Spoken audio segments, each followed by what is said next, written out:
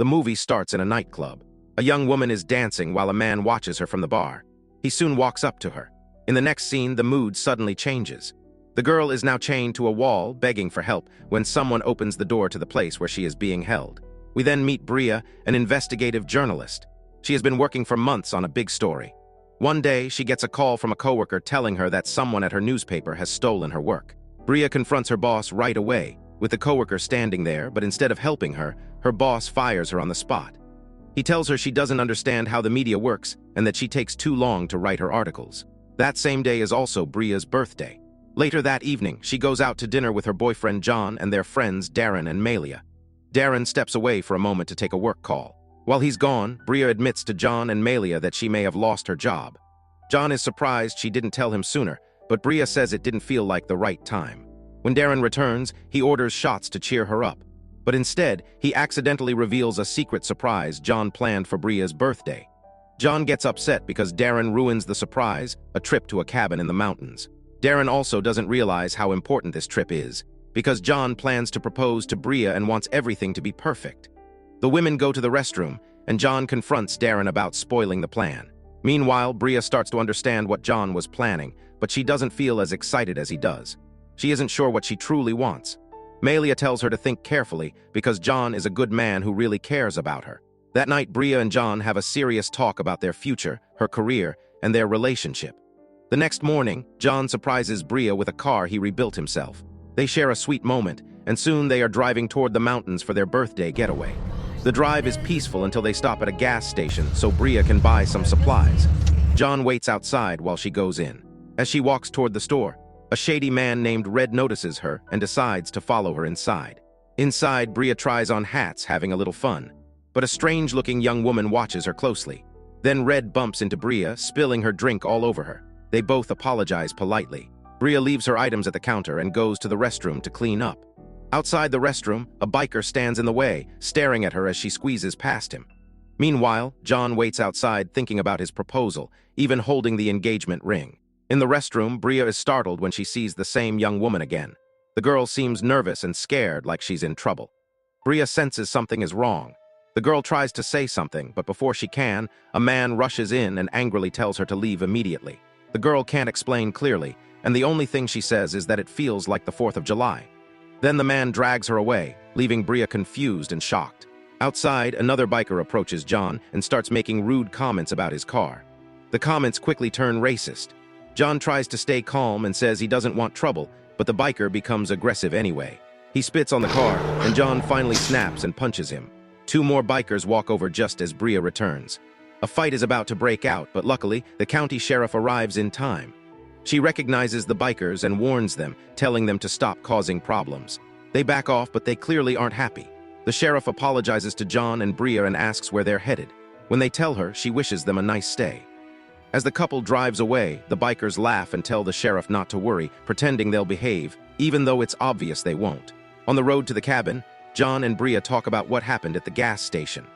Bria also tells him about the strange and unsettling moment she had with the girl in the restroom. Bria believes the girl at the gas station was trying to ask for help, but John thinks it's better that she didn't get involved. Suddenly, a biker appears behind their car. Bria panics, thinking it might be one of the guys from the station following them. And she's right. The biker pulls up next to them and slams into their car, telling them there are no cops around to save them now.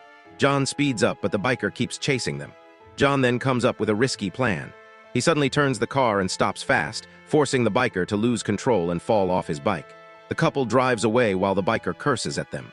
Bria and John are shaken, talking about how insane everything is becoming. Back at the gas station, Red meets with the bikers. He's furious that they caused trouble, because they have a major deal coming up and nothing can get in the way. Red clearly has authority over them, and they seem scared of him. He orders one of the men to deliver the merchandise to their contacts. Later, John and Bria arrive at the beautiful house where they'll be staying.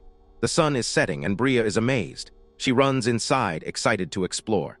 They quickly settle in, and Bria enjoys the pool as the evening begins. The two share a romantic moment together, and John prepares himself to propose. He tells her he loves her, but then they hear a car pulling up. John goes outside to check, and when he doesn't return right away, Bria follows. Suddenly, Darren shows up. Bria is caught off guard, standing there in her underwear. John walks in, angry that Darren ruined their private getaway. A moment later, Malia arrives too, furious at Darren because he told her John invited them. Bria calms Malia down, saying it's okay and that she's happy to see them.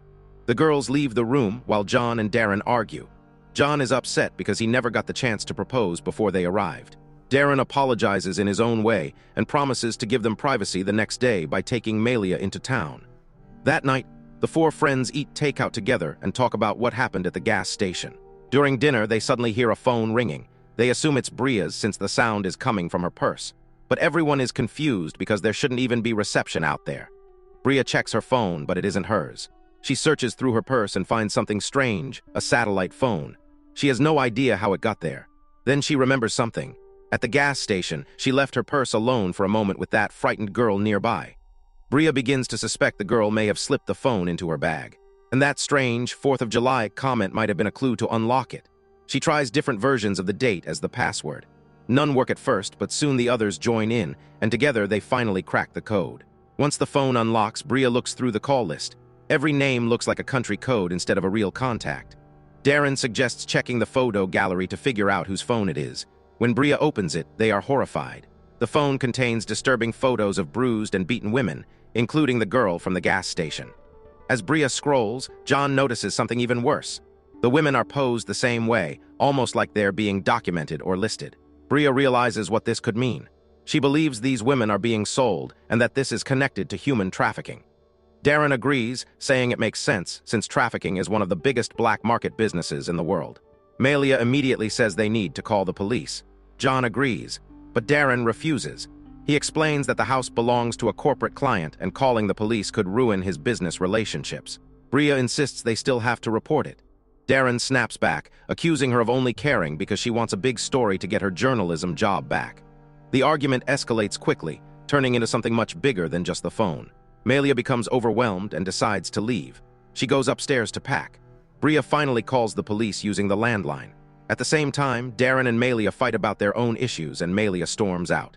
Darren doesn't even follow her. John and Bria share a brief emotional moment, but they try to stay focused. Darren returns and tells them Malia is gone. He and John step outside to talk. Meanwhile, Bria stays with the satellite phone. She takes pictures of the photos, writes down the caller names, and gathers evidence.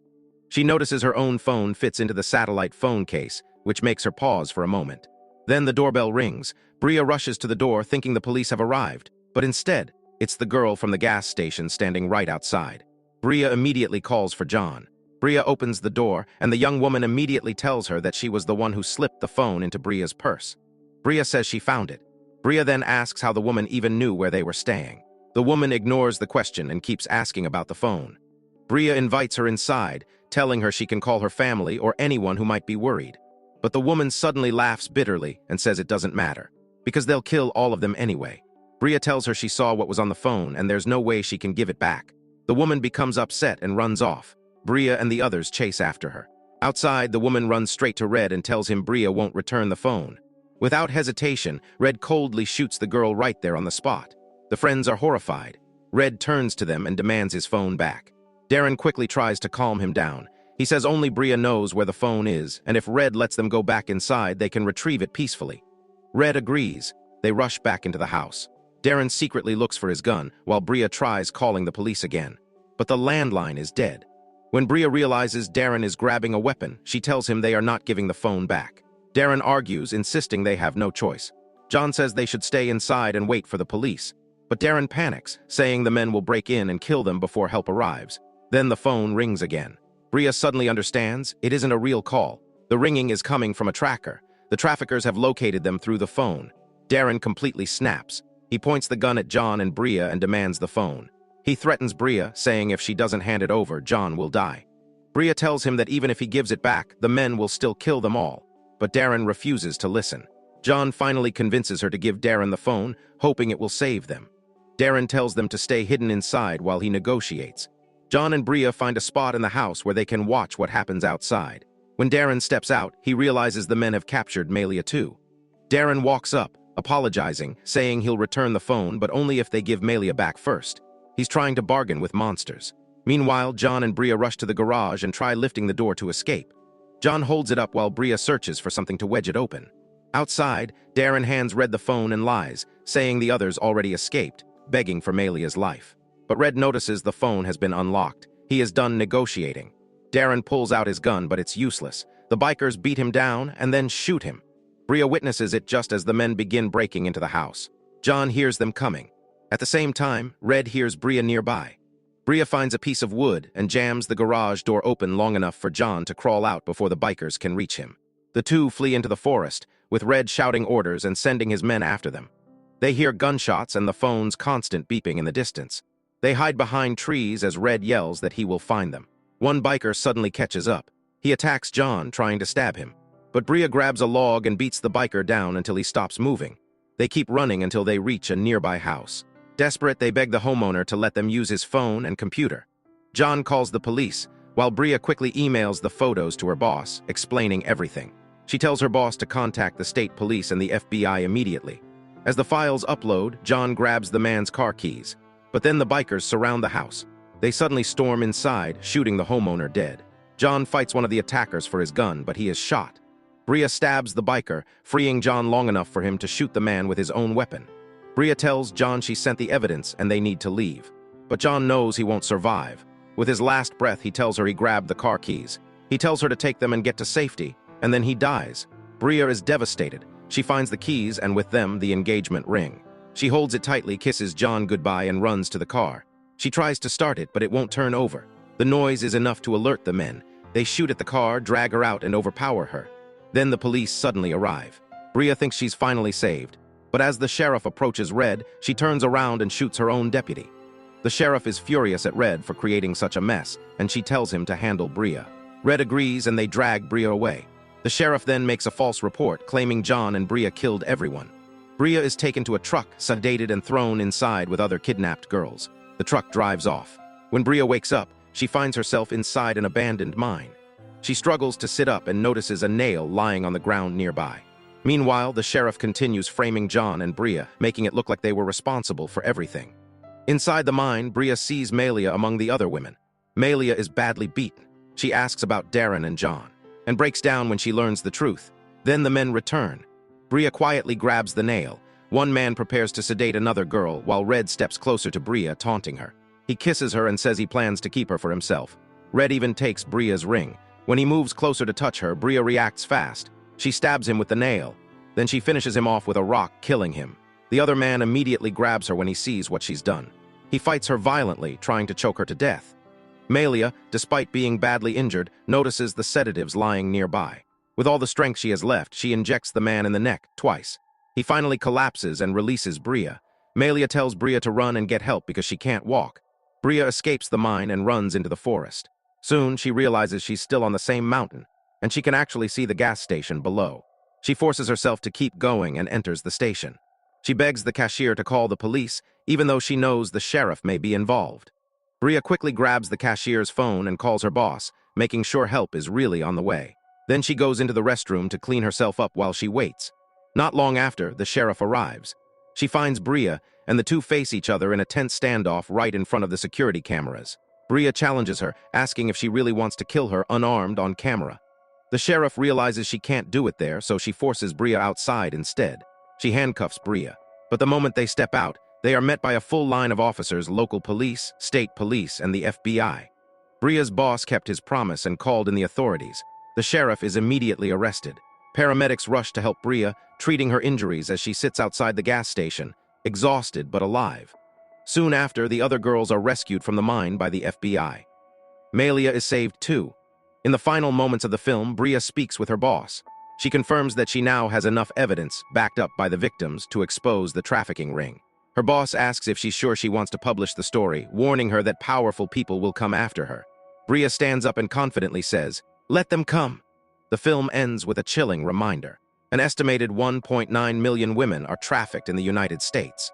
Worldwide, 21 million victims of human trafficking generate illegal profits of around $150 billion each year.